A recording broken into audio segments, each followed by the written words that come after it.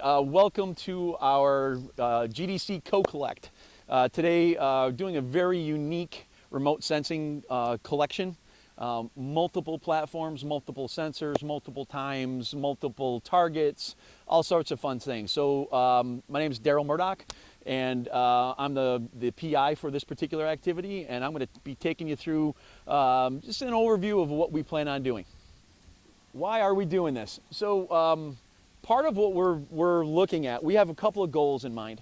One is we have a UAS crew that has been doing work on unexploded ordnance and range management. And we had a hyperspectral system that we have is fairly new. And so we're doing it partly as a calibration, partly as a test, and partly as a material identification opportunity, so they know how better to communicate with their customers about what their capabilities are. So that's part of it. And the other part of it, as I mentioned at the outset, is target resolvability. We've got 3 different sets of what we call boomer targets, which are different kinds of precursor materials for improvised explosive devices. Really all it is fertilizer. And different nitrogen, phosphorus, and potassium combinations. So our goal is to see, can we see that from our fast movers, or do we need to drop down to a lower altitude and actually use a drone or a lower altitude airplane collect to be able to see those? We also have some metals that are put out. Again, our crews have actually been looking for UXOs, or unexploded ordnance, and metal obviously is one of the things that they always look for, to be able to find things that are unexploded. One of the other reasons that we're collecting as much data as we are, and it will be a substantial amount of data from all the different pieces that we have, is we're building a tech and imagery stack over this area that we're going to continue to build on. We're going to be adding different sensors. We're going to be flying it at different times of the year with different platforms. And so our goal is to continue to build up this stack so we can actually begin using some commercial machine learning technologies to be able to look for things that we don't have to have an analyst looking at. The machines can do a lot of our work, or at least give us some ideas on where best to look. And you've got to think about remote sensing and use of these kind of exquisite technologies as a funnel. Ideally, you have some way to be able to image or look at an area over a broad area, and then narrow yourself down to use these kinds of exquisite hyperspectral kind of systems. They're not really designed for big, broad area unless you're flying in a plane. You just have to fly them too slowly, and it just takes too long. So part of what we're doing is determining how to get at the underlying results. Customers want to be able to see, look here. They don't want to say, look at this big area and look what we can do. So what they want to see is, we think that you may have an unexploded ordnance here. We may think that you may have some metal over here. We think you may have some precursors to unexploded ordnance over here. And what we want to be able to do is help them with that information funnel. And this is actually Burner Airfield. Altitude is 965 feet. And Mr. Bill Burner was gracious enough to be able to allow us to stage out of here. Yeah, my name's Bill Burner. This is the Burner Glider Port. It's a private grass strip in the Shenandoah Valley. We're just west of Woodstock, Virginia. We've got a 3,000-foot grass strip and about 68 acres total. But we have some of it in crop as well. We bought it 12 years ago, and we use it mainly to fly gliders. I was a glider pilot and also a tow pilot for the Skyline Soaring Club, which is in Front Royal, Virginia, about 15 miles east of us. This is really cosmic. I'm a real believer in drone technology. I think that we're just scratching the surface of all the capabilities that are possible with drones, and it's really interesting to be just a small part of it. And I'm really enthused about it. Never seen anything like this.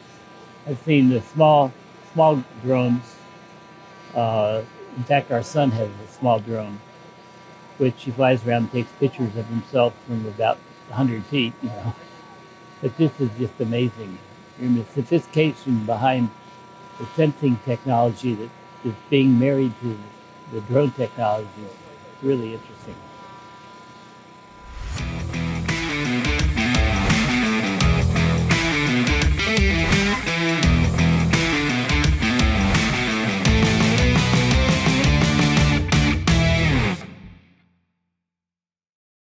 So let's take a look at what we got here. Over here we've got our main area where we're actually staging. And if you could pan over towards where the targets and our primary Harris H6 drone actually sits, you can see all the red lights on. That means it's being prepped for operation.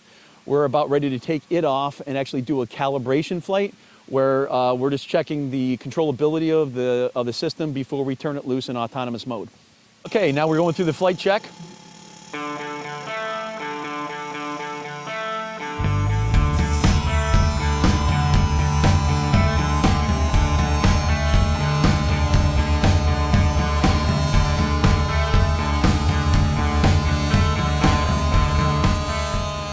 That's the hyperspectral. That's a head wall hyperspectral. So again, we're just doing the flight check right now. It's going to be very loud because this is a, I think these are 13,000 RPM that the rotors actually move at. So this is not a toy. This is not something you want to get your hands anywhere near. So again, just doing the flight check, they'll rotate.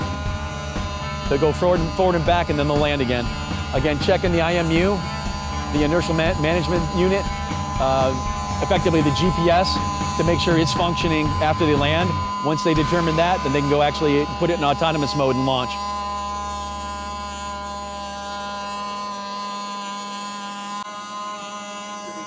So this is how it's actually being controlled. You'll see that Todd is actually controlling the system right from here on the left side, and Ted is actually looking through the dual monitor.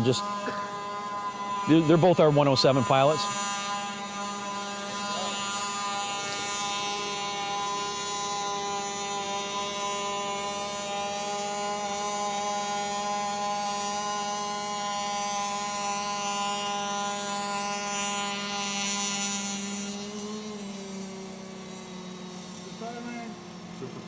Dark balance didn't. Okay. I have to take an image with the lens cap on. Yeah. After calibration. And it wasn't behaving? And sometimes it does not want to do it. So well, that's noise floor. That's what it gives us. So that's definitely one we don't want to skip. Yeah, well, it does this weird infinite capture, then the software crashes. And so I have to cycle the power. But it worked. I just got the dark image, So we're good? Yeah, so I got to take it off the blocks. Good to power up, Todd? Good to power up. Because if the drone is at the same a weird pitch for too long, that becomes the new normal. So on takeoff, it'll pitch back straight into it. That's why I'm cycling the power now. Yeah, let's not do that.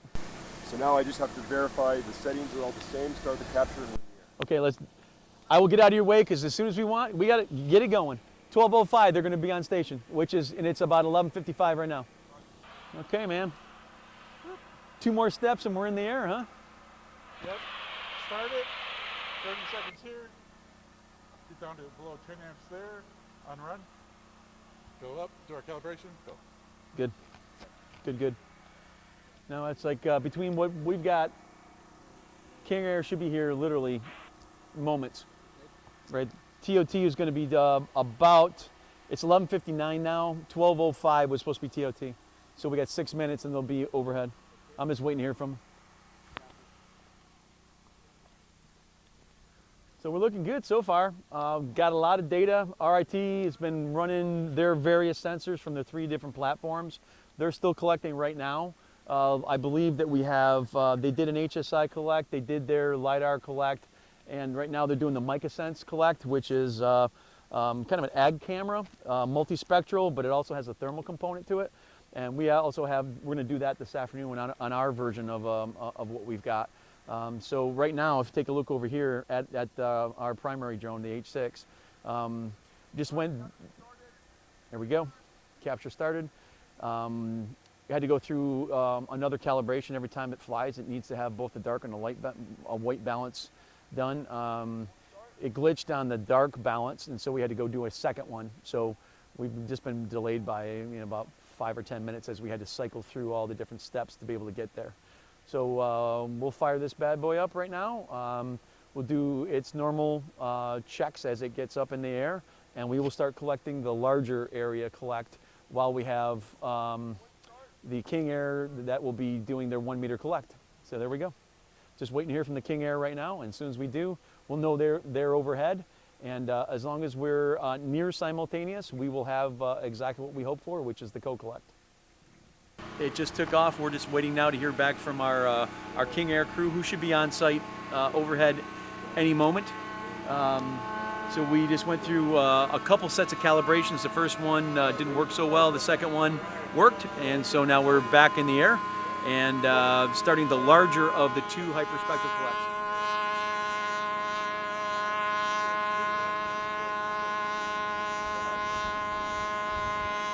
Just initializing the flight right now and getting ready to go.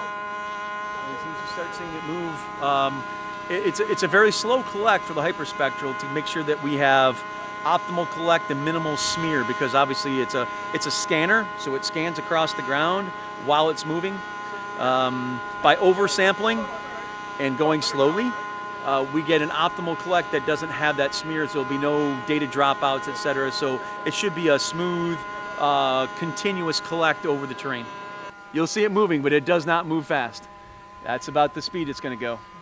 And it will go up and down. I'm not sure how many flight lines. Maybe you can take a look over here. How many flight lines that we actually finally have for this particular one.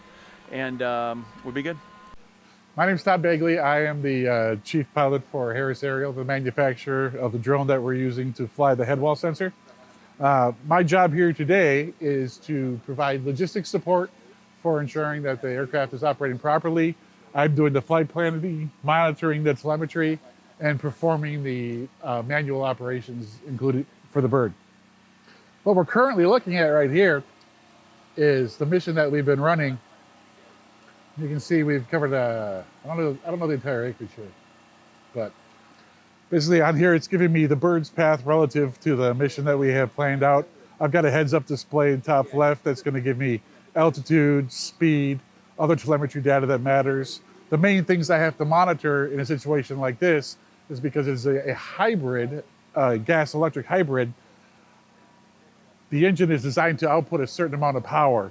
I can tell what it's doing by the amp draw that is being shown and the voltage that is showing in the batteries on board. That relationship is my main thing to watch. I'm expecting the bird to fly as it's supposed to. Beyond that, typical things I'm monitoring is the speed, altitude.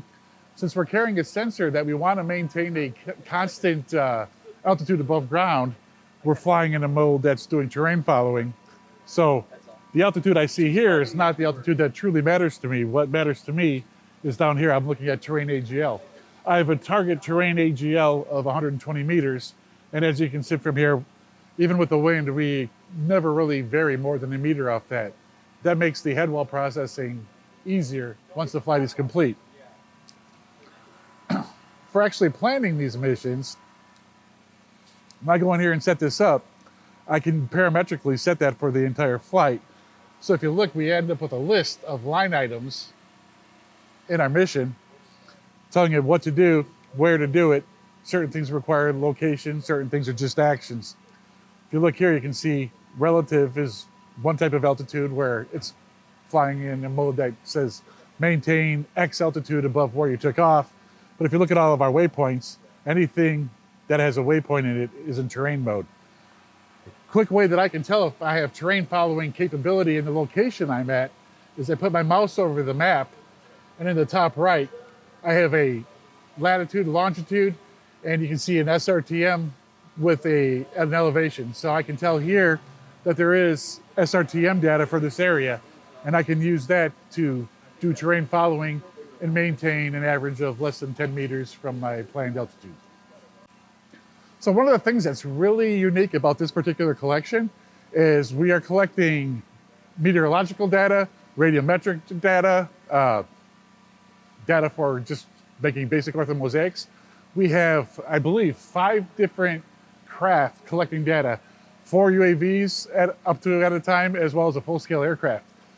Each is collecting data that tends to overlap itself. None of it is actually identical, and the goal of this particular test is to be able to take these disparate data and see if we can actually find some congruence and find ways to find actionable intelligence from data that's coming from different sources and of different types. So the weather drone, the way that works is that we're basically just getting that air column.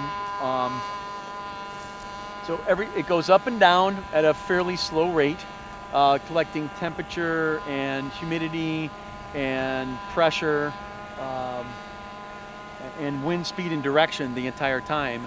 And so every time it lands, the data are offloaded, and then it goes back up and collects again. So we're going fairly quickly up and down, but it's going to be fairly dense data, but we're doing it over a roughly 45-minute period. Then we'll take a break, swap out some batteries, and go back and do some more as we swap out our sensors. So we'll have 2 45-minute collects with our weather drone. Talk about unbelievable amount of technology that we're putting out. This is you know, every remote sensing scientist's dream to be able to do a collection with all the professionals that we have, with all the technologies. It's kind of beyond, and we have mascots and emotional mascots that show up. There they are, right? A lot of help along the way to do all this, but what seems to be pretty simple is not simple, right? This is what I would call the illusion of simplicity, because we have so many professionals that are involved with this. You know, the folks from RIT, Rochester Institute of Technology, we've been talking to Tim, you know, they are, you know, for the Carlson Center of Imaging Science, unbelievable resource nationally. I've had the pleasure of working with for coming up on 3 decades. Great folks to work with, and the rest of both our Mantec crew, you know, Project Geospatial, as well as Harris and True Weather. If you take a look at it, right, we're going to have 3 separate hyperspectral systems. We have multispectral and thermal systems. We have a LiDAR system, and we have a separate weather drone that's going up as well. Having that much technology and these many exquisitely trained and experienced professionals in one pile is unprecedented. And it's really, it gives me chills to know that we're right in the middle of it.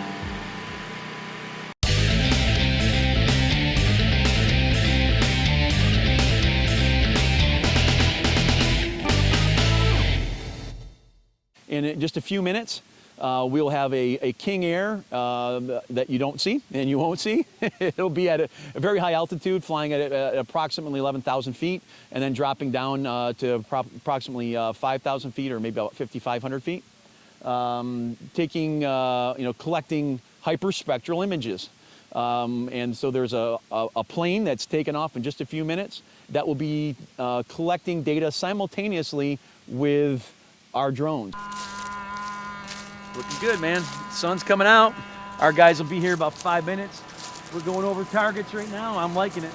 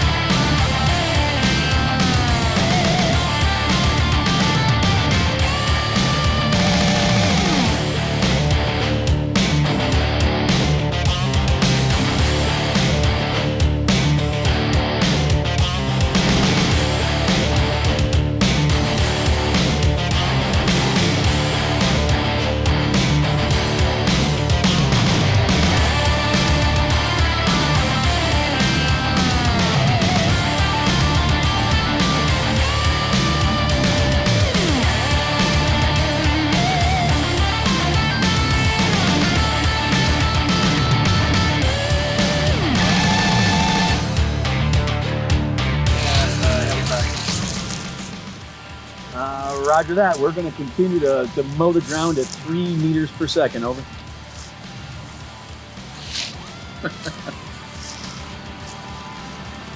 Cool. That's it. Big swing's done.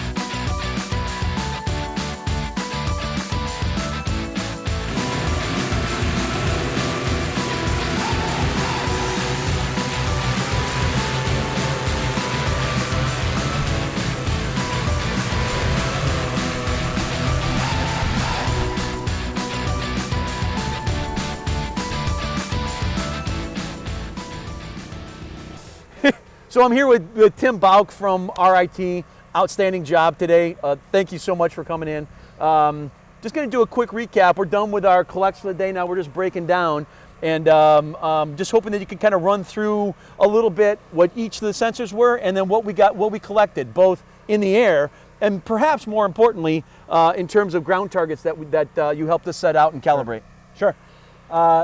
Initially, we started with a LiDAR flight. So we flew our MX1 sensor that has a LiDAR, the Velodyne VLP-16, and we flew that one at a lower altitude than anything else, so we can get a nice dense point cloud of the entire scene that we were focusing on for the drones.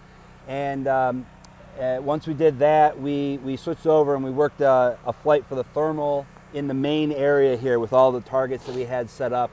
And again, that was a higher resolution, so we only flew it at about 200 feet, and that we captured the cooled long wave infrared, the FLIR camera. We tried to do the hyperspectral and stuff, but we'll see how that comes out with the clouds. Yeah, that was a little challenging. We had clouds in and out at that point in time. And then while you were doing the thermal, we had the two thermal pools. We had one with ice in it, literally. And then we had one that we kept throwing hot water in to make sure that we had a really good temperature separation. One warmer than ambient and one colder than ambient. Yeah, and we wanted to do that in order to get a good accurate ground measurement. So we had these loggers, they're called tidbits, and they basically just give us a temperature of the water throughout the collect. So we can take that and compare it to what our imagery is saying, and do a little bit of adjustment if it's not accurate. And how accurate were those data log tidbits? They are accurate to a tenth of the degree. Excellent. So those will be perfect. I think our FLIR camera is to a half a degree. Celsius, yes. Yep. Okay. And so we flew that, and then after that we switched over to our shortwave infrared.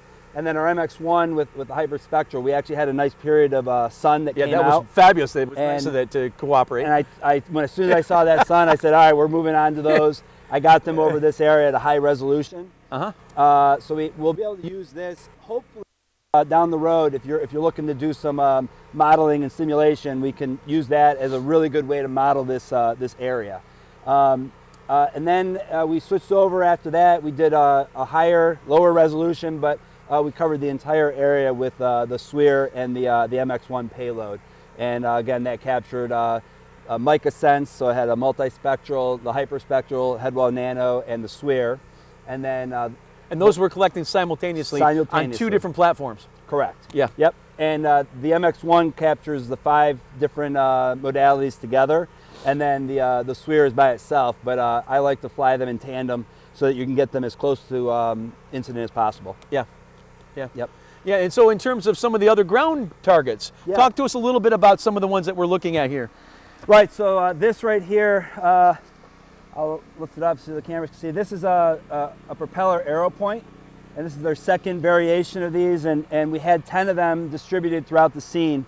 And what this will be is a good, accurate geometric corrections for the imagery. So if there's any errors, we can use these as a really nice, within a couple centimeter accuracy to move our imagery around. Excellent. And then, talk a little bit about the accuracy of the LiDAR with the Plonix system that we had on board. Right. So our LiDAR is going to be within 1 and 3 centimeter accuracy, and that's dictated by the Plonix, which when we post process that, it will give us about 1.5 to 3 centimeter accuracy in either the X, Y, or Z.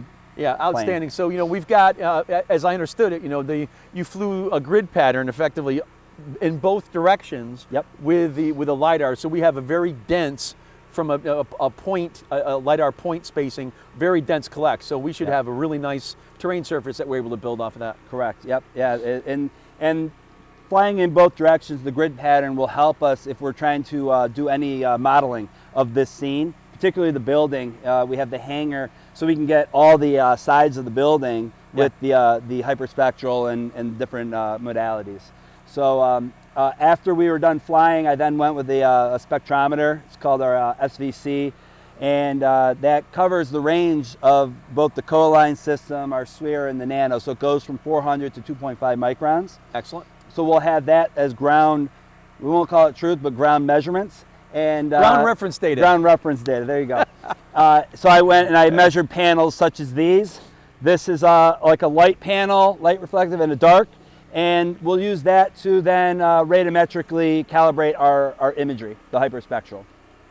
Right, So- excellent. And then, throughout the collects that we're doing also, we had 3 sets of different kinds of fertilizer that were actually put out in 1 meter and I think half meter areas. Right, yep. And so we'll see how much, if any of that, we're actually also able to see. The notional idea there is they're considered precursors to improvised explosive devices. So think of them as, we call them boomers in the industry, and at least with the multispectral, maybe even with the thermal. Especially with the hyperspectral, we should be able to see those. We're not sure at what altitude, whether we'll see them just with the lower altitude drone data, or maybe we'll get it with a King Air, right? Right, yep. So we'll see. Yeah, and they also had some sand out there as well. We did have sand also. I measured those with the field spectrometer, so we'll have the reflectivity the for ground that too. measurement from that as well. Excellent. Yep. The The last thing we actually had out there was the LiDAR targets. LiDAR targets, right? And, So we're just looking at those. I think they picked most of them up. They're sitting on the side over there behind us. We have those out there for, again, accuracy of the LiDAR. We knew those were level. We knew that the height off the ground, so we measured those. And then when we go look at the image, well, the LiDAR point cloud, we can shift it around and know, get it a little bit more accurate than what we may have been Especially before. the height above terrain. Correct. Right. Yep. Exactly. Okay. Yep. Excellent. Well, Tim, listen, absolutely fabulous work. And just to keep in mind, Tim's doing all of these things relatively solo. He flew all of the different drones solo. And want to thank you Yeah. for Sure. all the help. This has been It's great. fun. We look forward to continuing to working with you. Yeah, that'd be awesome. Thanks Had a lot of fun. to RIT and to Tim for coming down and helping us. It's awesome. Thanks for having us.